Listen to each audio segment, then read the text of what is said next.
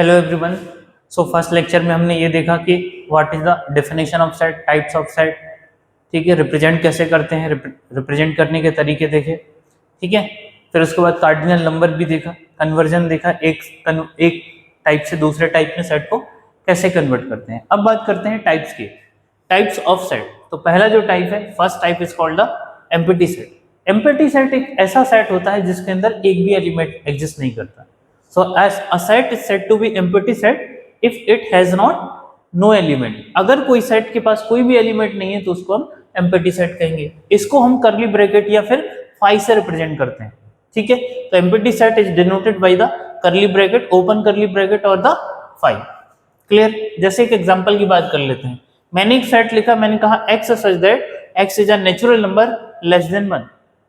एक ऐसा सेट लिखना है नेचुरल नंबर का जो 1 से छोटा हो।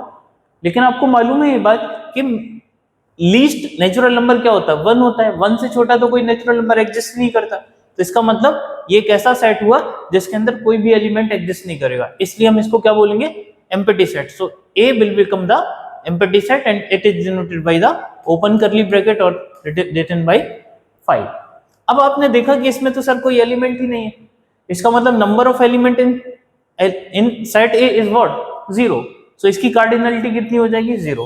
तो cardinal number of empty set will become 0, that can also be written as the number of element in set is 0। तो किसी सेट के पास अगर नंबर ऑफ एलिमेंट 0 होते हैं तो उस सेट को हम एम्प्टी सेट कहेंगे।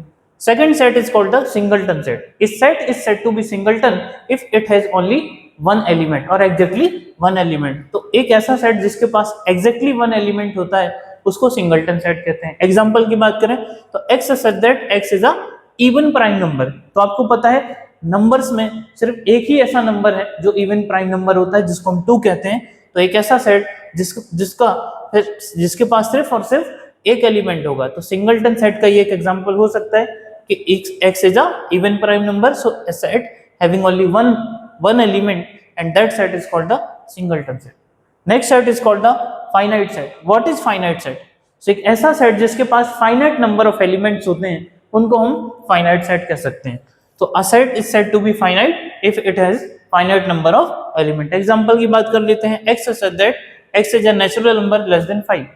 तो आपको एक ऐसा सेट लिखना है जिसमें नेचुरल नंबर का कलेक्शन होगा और उसमें नंबर्स जो होंगे वो 5 से छोटे होंगे। तो फर्स्ट नेचुरल नंबर 1 होगा, फिर 2 होगा, 3 होगा, 4 होगा, 5 से छोटा होना चाहिए तो 5 एग्जिस्ट नहीं करेगा और 5 से आगे आने वाले नंबर एग्जिस्ट नहीं करेंगे। तो 1 2 3 4 this is the set of finite number of element, that's why it is called the finite set. तो इसकी जो कार्डिनलिटी होती है वो कितनी होती है, जितने इसमें नंबर ऑफ एलिमेंट होंगे। तो अगर 4 एलिमेंट है तो number of element in set S that is called the 4, number of element in set A that is equal to 4। So cardinality जो होती है वो हमेशा फाइनाइट सेट के लिए ही एग्जिस्ट करती है। तो कार्डिनलिटी को हम क्या कहते हैं, number of element with written in the set S। कोई भी सेट S हो सकता है, उसके अंदर जितने नंबर ऑफ एलिमेंट होते हैं उसी को आप कार्डिनल नंबर कहते हैं और n जो होते हैं वो नंबर ऑफ एलिमेंट्स होते हैं, ठीक है। तो अभी हमने एम्प्टी सेट, सिंगलटन सेट और फाइनाइट सेट। अगला जो सेट होगा वो होगा हमारा infinite set. So what is infinite set? A set is said to be infinite set if it has infinite number of element. एक ऐसा सेट जिसमें काउंटलेस नंबर ऑफ एलिमेंट होते हैं उसको हम क्या बोलेंगे, उसको हम बोलेंगे इनफाइनाइट सेट। जैसे सपोज एग्जांपल की बात कर लेते हैं, सेट ऑफ नेचुरल नंबर। तो एक ऐसा सेट जिसके पास इनफाइनाइट नंबर ऑफ एलिमेंट्स होंगे। तो सेट ऑफ नेचुरल नंबर, तो नेचुरल नंबर कितने हो सकते हैं, 1 2 3 4 अप टू इनफाइनाइट। तो ये सेट कैसा हो जाएगा, इनफाइनाइट सेट। इनफाइनाइट सेट की जो कार्डिनलिटी होती है वो एग्जिस्ट नहीं करती है, डिफाइन नहीं है। तो cardinality of infinite set is not defined, ठीक है। तो ये जो हुए ये 4 टाइप के सेट होते हैं, empty set, next one is singleton, next one is finite set and then the infinite. अब इसके थोड़े एनालिसिस की बात करते हैं। तो एनालिसिस की बात करें तो अब हम बात कर रहे हैं एनालिसिस। एनालिसिस का मतलब है दो सेट के बीच में कंपैरिजन करना। तो पहला जो सेट है वो है इक्विवेलेंट सेट। तो अब ये एक सेट की प्रॉपर्टी नहीं है, ये दो सेट की प्रॉपर्टी है कि दो सेट के बीच में एक साथ कंपैरिजन होगा।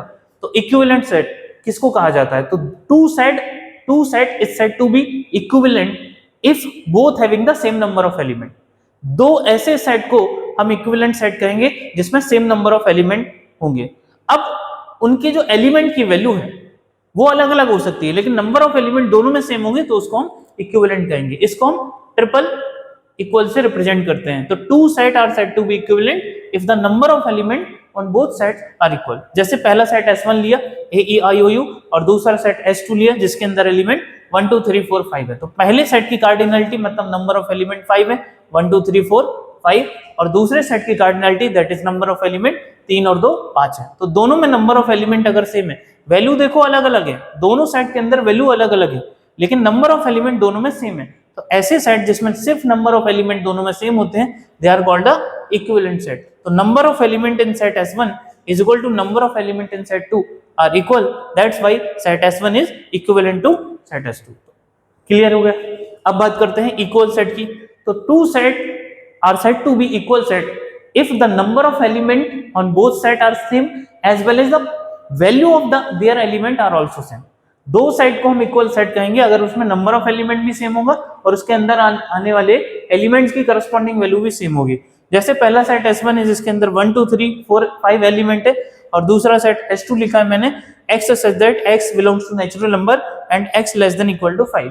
तो x एक नेचुरल नंबर है और जिसकी वैल्यू 5 या 5 से छोटी होगी। तो क्या क्या एलिमेंट होंगे इसमें 1 2 3 4 5। क्यों? क्योंकि नेचुरल नंबर लेस देन और इक्वल टू 5 क्या होंगे 1 से लेकर 5 तक।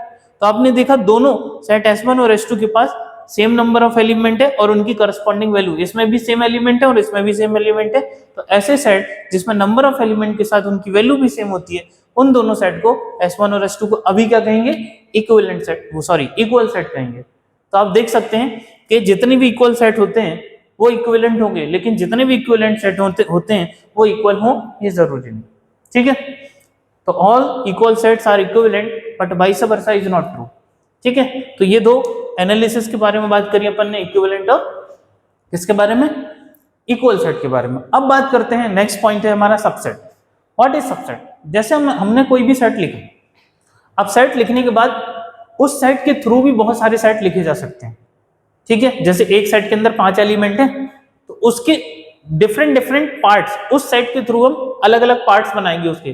तो जितने पार्ट बनाए जा सकते हैं उस सेट के थ्रू उन्हीं को हम कहते हैं सबसेट। जैसे सब पार्ट होता है ना, सब ब्रांच होती है, उसी तरीके से सबसेट होता है। तो इस set is said to be subset of B. Let's suppose set A को बी का सबसेट तब कहा जाएगा if every element of set A is present in the set B. तो यही बात है कि सेट ए कहां से लिया गया है, सेट बी से। तो जब हम किसी सेट से डिफरेंट ब्रांच निकाल के अलग अलग सेट बनाते हैं तो वो जो डिफरेंट ब्रांच से सेट बने हैं उन्हीं को आप सबसेट कहते हैं। तो what is subset? So in simple language we can say the subset is the part of set. Okay, जैसे एक एग्जांपल ले लेते हैं। तो मैंने कहा सेट ए है जिसके पास 1 2 3 एलिमेंट्स हैं। अब इसके कितने पार्ट बना सकते हैं, यहां से कितने और सेट बन सकते हैं जिसमें 1 2 3 एलिमेंट का यूज करा जा सकता है। तो पहला सेट ये होगा कि इसमें से हम एक भी एलिमेंट कॉमन ना करें। हमने एक भी एलिमेंट नहीं लिया, मतलब पहला सबसेट क्या हो जाएगा, एम्प्टी सेट हो जाएगा। दूसरा क्या होगा, अब हम एक एक एलिमेंट को लेके सेट बनाते हैं तो दूसरा सेट क्या हो जाएगा कि हमने फर्स्ट एलिमेंट लिया, इसके थ्रू एक सेट बनाया, तो एक सेट एम्प्टी हुआ जिसमें कुछ नहीं लिया था।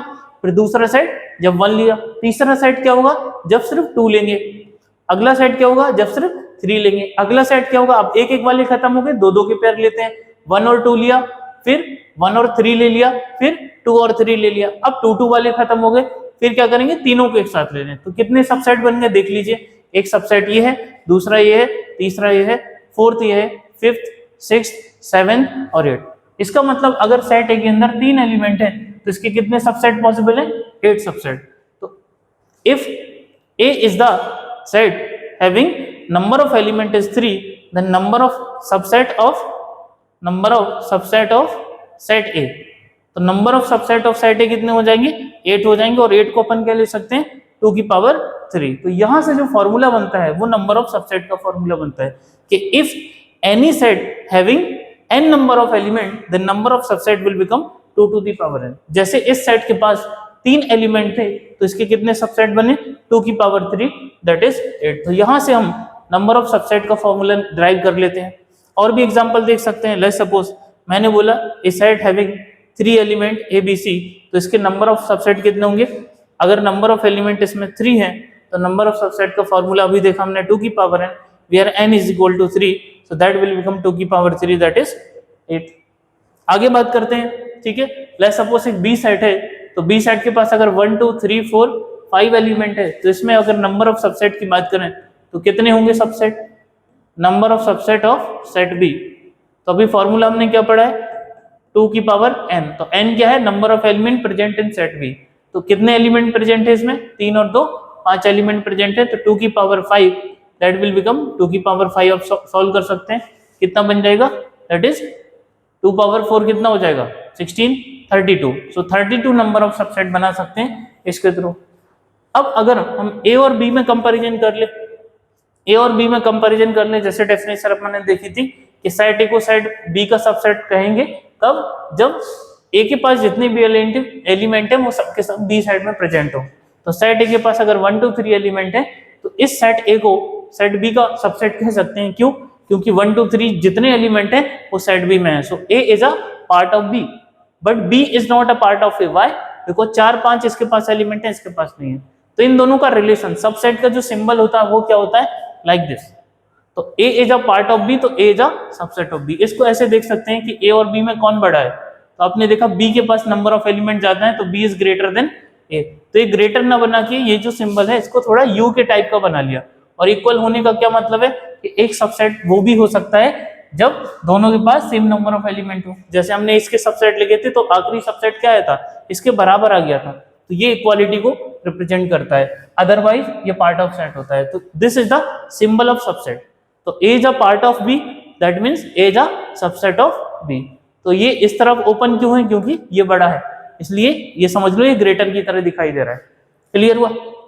तो ये जो कंसेप्ट है बेसिक सबसेट का कंसेप्ट है, इसका आइडिया हमको होना चाहिए। ठीक है, अब बात करते हैं प्रॉपर्टीज ऑफ सबसेट। जो भी हमने सबसेट पढ़ा है, part of set is called subset, या किसी सेट के थ्रू जितने भी हम उसके रिगार्डिंग अदर सेट बना सकते हैं उनको हम सबसेट कहते हैं। इसकी कुछ प्रॉपर्टीज होती हैं। जैसे पहला सेट हमने क्या निकाला था? पहला सेट क्या निकाला था सबसेट वाइज कि अगर मेरे पास ये सेट है तो इसका पहला सबसेट एम्प्टी सेट बना था। तो इसने क्या लिखा है? Empty set is a subset of every set. जितने भी सेट होते हैं, अब जब भी हम उसका सबसेट लिखें तो पहला सेट उसका एम्प्टी सेट होगा। तो एम्प्टी सेट क्या हो जाएगा? सभी जितने भी सेट एग्जिस्ट करते हैं उन सबका सबसेट हो जाएगा। तो first property is empty set is the subset of every set. Second property क्या होगी? जैसे हमने इसका जो सबसेट बनाया है, इसका जो हमने सबसेट बनाया है, तो इसका आखिरी सेट देखिए, आखिरी सेट इसके बराबर आ गया क्या? इसका मतलब every set is a subset of itself. तो सेकंड प्रॉपर्टी क्या बनेगी हमारी? Every set is a subset of itself. Third property is important. अगर मुझे ये पता है कि ए बी का सबसेट है और बी ए का सबसेट है, तो ये दोनों बराबर, यानी ए बी का सबसेट है और बी भी ए का सबसेट है। मतलब जितने एलिमेंट ए के पास है वो बी में है और जितने एलिमेंट ए के पास है, जितने एलिमेंट ए के पास है वो बी में है और जितने एलिमेंट बी के पास है वो ए में है। अगर ये दोनों कंडीशन एक साथ ट्रू हो रही हैं तो इसका मतलब दोनों में सेम नंबर ऑफ एलिमेंट है और उनकी वैल्यू भी सेम है। तो इसका मतलब ये कंडीशन सिर्फ तभी पॉसिबल होगी अगर कहीं मुझे ये लिख के दे दिया कि A is a subset of B and B is a subset of A, then it is only possible when they are the equal set. So it is only possible when A and B are the equal set. ठीक है, तो ये बात होगी हमारी subset की। इसके बाद हमारा जो नेक्स्ट टॉपिक है वो कहते हैं हम उसको प्रॉपर सबसेट। तो प्रॉपर सबसेट कुछ नहीं है, सबसेट ही है। बस प्रॉपर सबसेट में जो इक्वल सेट होता है, जो लास्ट सेट आता है, जो हमारा इक्वल सेट के बराबर होता है, इसको अगर मैं हटा दूं तो रिमेनिंग जितने भी सबसेट होंगे उनको हम प्रॉपर सबसेट कहते हैं। प्रॉपर का मतलब एकदम प्रॉपर होने चाहिए, मतलब वो इक्वल नहीं हो सकता। तो इक्वल सेट अगर मैं हटा दूं जितने सबसेट है उसमें से, तो रिमेनिंग सबसेट जो होते हैं उनको हम प्रॉपर सबसेट कहते हैं। तो what is proper subset? A non equal subset is called the proper subset. तो एक सेट के पार्ट ऑफ सेट को ही प्रॉपर सबसेट कह सकते हैं, बस उन पार्ट ऑफ सेट में इक्वल सेट हटा देना चाहिए। सो प्रॉपर सबसेट की वैल्यू किसके बराबर हो जाएंगे? ऑल सबसेट में से क्या हटा देंगे? Equal set. तो एक एग्जांपल ले लेते हैं। लेट्स सपोज ए सेट के पास अगर 3 एलिमेंट है तो इसके कितने प्रॉपर सबसेट होंगे? वैसे आप जानते हैं कि इसमें अगर 3 एलिमेंट है तो नंबर ऑफ सबसेट का फॉर्मूला 2 की पावर 3 8 हो जाएगा। लेकिन एक सेट ऐसा होगा जो इक्वल होगा तो उसमें से वो इक्वल सेट हटाएंगे तो 7 बचेगा। तो प्रॉपर सबसेट बनाने की कोशिश करते हैं। सबसे पहले इसमें से कोई भी एलिमेंट सिलेक्ट नहीं करा, मतलब एम्प्टी सेट। फिर उसमें से एक एलिमेंट सिलेक्ट करा, मतलब 1। फिर सेकंड ये एक element at a time select करा, 2। फिर एक element at a time select करा, फिर दो के पेयर सिलेक्ट करेंगे, 1 2, एक सेट बना। 1 3 दूसरा सेट बना एंड 2 3 तीसरा सेट। अब 1 2 3 वाला भी तो बच गया, लेकिन वो क्यों नहीं लेंगे, नहीं तो वो इक्वल हो जाएगा। और प्रॉपर सबसेट की कंडीशन क्या है, इक्वल सेट को आपको हटाना पड़ेगा। तो इसका मतलब एक सेट आपने हटा दिया तो कितने प्रॉपर सबसेट बचे, 7। तो नंबर ऑफ प्रॉपर सबसेट का जो फॉर्मूला बनेगा वो कितना बनेगा, नंबर ऑफ सबसेट -1। और नंबर ऑफ सबसेट का फॉर्मूला हमने क्या पढ़ा है, 2 की power n, where n is the number of element present in the set. तो आपने देखा कि इसमें नंबर ऑफ एलिमेंट कितने हैं, 3। तो इस फॉर्मूले में अगर n की वैल्यू 3 रख देंगे तो नंबर ऑफ सबसेट कितने आ जाएंगे, 2 की पावर 3 -1, 2 की पावर 3 8 होता है, -1, आंसर विल बिकम 7। आप काउंट भी कर सकते हैं, 7 प्रॉपर सबसेट होने चाहिए, 1 2 3 4 5 6 and 7 both will be equal. So इस तरीके से हम प्रॉपर सबसेट की बात कर सकते हैं। नेक्स्ट बात करते हैं power set. What is power set, जैसे अगर हम सबसेट के बारे में समझ गए तो जितने भी सबसेट बने हैं उन सेट को अगर मैं एज ए एलिमेंट ले लूं तो उसके थ्रू जो सेट बनेगा उसी को कहते हैं हम पावर सेट। तो what is power set, set of subsets is called a power set. मतलब क्या है कि ए सेट जो है इसके पास अगर 3 एलिमेंट है तो इसके कितने नंबर ऑफ सबसेट होंगे, 8 सबसेट होंगे, क्योंकि नंबर ऑफ एलिमेंट अगर 3 है तो नंबर ऑफ सबसेट 8। अब ये 8 सबसेट कौन कौन से होंगे आपको पता है, जब इसमें से कोई भी एलिमेंट सिलेक्ट नहीं करा जाएगा तो पहला सबसेट एम्प्टी होगा, फिर अगला सबसेट क्या होगा, 1 लिया, फिर 2 लिया, फिर 3 लिया, फिर 2 2 की लेंगे और फिर लास्ट में 3 और ले लेंगे। तो ये 8 सबसेट होंगे। अब ये 8 सबसेट किसी सेट में अगर एलिमेंट की तरह चले जाएंगे तो उसको हम कहते हैं पावर सेट। तो इसका अगर ए सेट का पावर सेट लिखना है तो इसको लिखने रिप्रेजेंट करने का जो तरीका है पावर सेट ऑफ ए, इसको पी ऑफ ए लिखते हैं, P of A will represent a power set of A. तो what is power set of A के जितने भी सबसेट हैं वो इस सेट के लिए एज अ एलिमेंट ट्रीट होंगे। तो पहला एलिमेंट क्या होगा, पहला सबसेट मतलब 5 या ओपन ब्रैकेट, दूसरा एलिमेंट क्या होगा पावर सेट का, यानी दूसरा सबसेट मतलब ये, तीसरा एलिमेंट क्या होगा, करली ब्रैकेट ऑफ 2, अगला एलिमेंट क्या होगा करली, यानी जितने भी एलिमेंट ये लिखे हैं देखिए आप 1 3 2 3 एंड 1 2 3, तो ये सब के सब जितने भी सबसेट है अगर किसी सेट में एज अ एलिमेंट आ गए तो उसको हम पावर सेट कह देंगे। तो number of element in power set किसके बराबर हो जाएगा, तो आपने देखा कि जितने एलिमेंट है वो किसके बराबर है, नंबर ऑफ सबसेट के बराबर है। तो number of element in power set जो होता है वो number of subset of A के बराबर आएगा, दैट विल बिकम द 2 की पावर n। ठीक है, तो ये आइडिया होना चाहिए अपन को पावर सेट के बारे में कि पावर सेट क्या होता है, उसके अंदर एलिमेंट किस तरीके से आते हैं। Next is called the universal set. इस दुनिया के अंदर, इस दुनिया को हम यूनिवर्स की तरह ही ट्रीट करते हैं, तो जो भी इस दुनिया में एग्जिस्ट करता है वो सब यूनिवर्स के अंदर होता है। तो इस दुनिया के अंदर जितने भी सेट एग्जिस्ट करते हैं वो सेट अगर किसी का पार्ट है तो उस सेट को हम क्या बोलेंगे, जो जितने भी सेट हमारे पास दुनिया में एग्जिस्ट कर रहे हैं वो सब किसी ना किसी बड़े सेट का पार्ट है, उस सेट को ये यूनिवर्सल सेट कहते हैं। तो जितने भी एलिमेंट है या जितनी भी सेट है, so a set is said to a set that contains all the element in the given context. Given context का ये मतलब है कि अगर हो सकता है कि हम इस रूम की बात कर रहे हैं तो इस रूम के कंपेयर में पूरा रूम क्या हो जाएगा, यूनिवर्सल। या इस सिटी की बात कर रहे हैं तो इस सिटी के रिस्पेक्ट में जितने भी यहाँ पे एग्जिस्ट कर रहे हैं जो भी चीजें वो इस सिटी के लिए क्या हो जाएंगी, या इस सिटी उन एलिमेंट्स के लिए क्या बन जाएगा, यूनिवर्सल।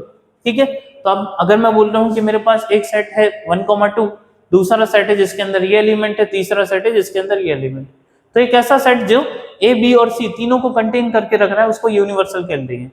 तो एक ऐसे सेट जिसके पास ए के भी एलिमेंट है 1 2, बी के भी एलिमेंट है 3 4 4 3 4 5 और सी की भी एलिमेंट है 7 8, और भी ज्यादा एलिमेंट हो सकते हैं इसके अलावा, लेकिन इस कॉन्टेक्स्ट में हम ये कह सकते हैं कि you is represent the universal, क्योंकि इसके पास ए बी सी तीनों के एलिमेंट है। तो एबीसी कॉन्टेक्स्ट के रिस्पेक्ट में हम क्या बोल सकते हैं, you will behave like a universal set. तो इसको अगर विजुअली रिप्रेजेंट करना है तो ये रेक्टेंगल बॉक्स है वो एक यूनिवर्सल सेट की तरह ट्रीट कर रहा है, और किसी भी यूनिवर्सल सेट को हम यू रेक्टेंगल बॉक्स से ही रिप्रेजेंट करते हैं, और उसके अंदर जितने भी सेट एग्जिस्ट करते हैं वो उनको रखते हैं। जैसे 1 2 पहला सेट लिखा है, 3 4 5 दूसरा सेट रखा है, 7 9 तीसरा सेट, और इसके बाहर भी एलिमेंट्स हो सकते हैं, क्योंकि यूनिवर्सल की कंडीशन ये है कि गिवन कॉन्टेक्स्ट में जितने भी सेट एग्जिस्ट करते हैं वो यूनिवर्सल सेट के अंदर होने चाहिए। ठीक है, तो ये कुछ बातें हैं। जैसे ये एक एग्जांपल ले लिया, ये पी सेट है, ये क्यू सेट है, ये आर सेट है। तो यहाँ पे ये था कि इन तीनों में कोई भी एलिमेंट कॉमन नहीं था। ऐसा हो सकता है कि दो सेट के बीच में कॉमन एलिमेंट हो सकते हैं, जैसे इसमें क्या कॉमन है, यहाँ पे इन दोनों में कुछ कॉमन है, नहीं सर इन दोनों में कुछ कॉमन नहीं है, बट इन दोनों में क्या कॉमन है, सी कॉमन दिखाई दे रहा है। ठीक है, और भी कुछ कॉमन है नहीं, तो इन दोनों में देखा अपन ने क्या, आर और क्यू में सी एलिमेंट कॉमन है, तो आर ये है और सी क्यू ये है, तो दोनों के बीच में सी एलिमेंट कॉमन है। क्लियर है?